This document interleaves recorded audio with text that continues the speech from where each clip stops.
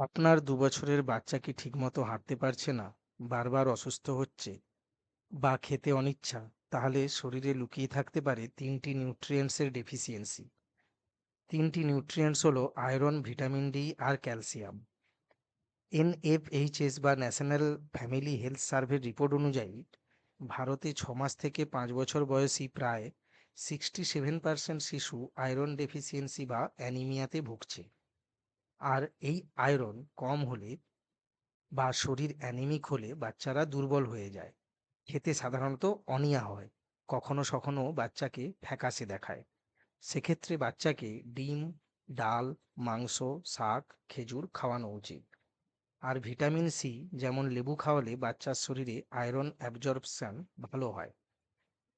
দ্বিতীয় হলো vitamin D.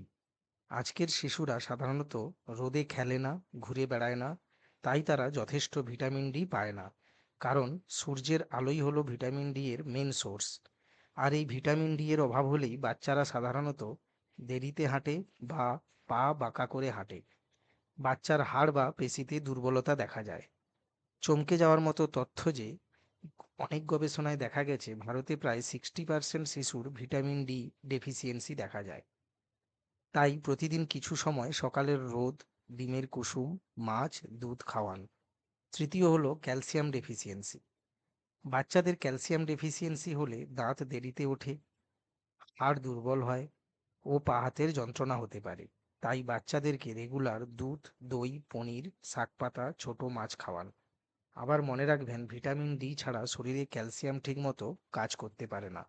তাই শরীরে ক্যালসিয়াম বৃদ্ধির জন্য ভিটামিন ডিও বাড়াতে হবে। ভিডিওটি প্রয়োজনীয় মনে হলে চ্যানেলটি সাবস্ক্রাইব করুন।